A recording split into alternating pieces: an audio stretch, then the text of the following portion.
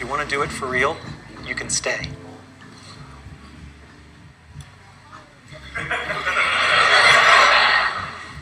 And I said no. One of the only times in my life I have surprised my father. He was like, "You what?" He said, "Since you were, all you wanted, and now they got it, and you're like, huh?" There was a bottle of Maalox in my desk drawer. Be careful what you wish for. It was a particularly stressful place. Imagineering in general is actually not so Maalox laden, but the lab I was in, John left in the middle. And it was a lot like the Soviet Union. It was a little dicey for a while. But it worked out okay. And if they had said, stay here or never walk in the building again, I would have done it. I would have walked away from tenure. I would have just done it. But they made it easy on me. They said, you can have your cake and eat it too. And I basically become a day a week consultant for Imagineering, and I did that for about 10 years. And that's one of the reasons you should all become professors. Because you can have your cake and eat it too. Okay? I went on and consulted on things like Disney Quest, so there was the Virtual Jungle Cruise, and the best interactive experience I think ever done, and Jesse Schell gets the credit for this, Pirates of the Caribbean. Wonderful at Disney Quest. And so those are my childhood dreams. And, that's pretty good. I felt good about that. So then the question becomes, how can I enable the childhood dreams of others? And again, boy, am I glad I became a professor. What better place to enable childhood dreams? Maybe working at EA, I don't know. That'd probably be a close second. But, and this started in a very concrete realization that I could do this. Because a young man named Tommy Burnett, when I was at the University of Virginia, came to me, was interested in joining my research group. And we talked about it. He said, and I have a childhood dream. Well, it gets pretty easy to recognize them when they tell you.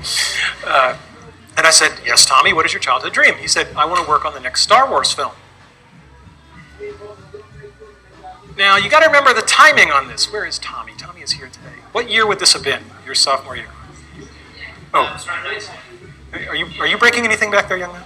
Okay, all right. So in 1993, and I said to Tommy, they're probably not going to make those next movies.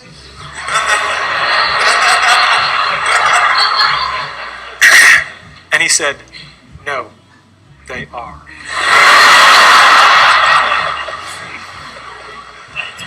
And Tommy worked with me for a number of years as an undergraduate and then as a staff member. And then when I moved to Carnegie Mellon, every single member of my team came from Virginia to Carnegie Mellon, except for Tommy, because he got a better offer. And he did indeed work on all three of those films. And then I said, well, that's nice, but one at a time is kind of inefficient. People who know me know that I'm an efficiency freak. So I said, can I do this in mass? Can I get people turned in such a way that they can be turned on to their childhood dreams? And I created a course. I came to Carnegie Mellon and I created a course called Building Virtual Worlds. It's a very simple course. How many people have ever been to any of the shows?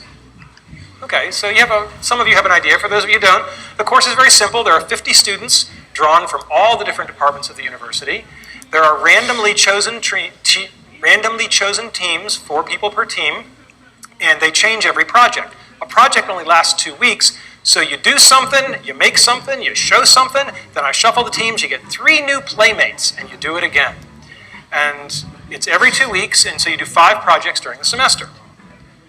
The first year we taught this course, it is impossible to describe how much of a tiger by the tail we had. I was just running the course because I wanted to see if we could do it. We had just learned how to do texture mapping on 3D graphics, and we could make stuff that looked half decent, but we were running on really weak computers by current standards.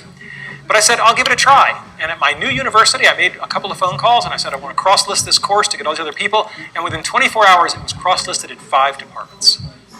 I love this university. I mean, it's the most amazing place. And I said, and the kid said, well, what content do we make? I said, hell, I don't know. You make whatever you want. 2 rules: no shooting violence and no pornography. Not because I'm opposed to those in particular, but, that's been done with VR, right? And you'd be amazed how many 19-year-old boys are completely out of ideas when you take those off the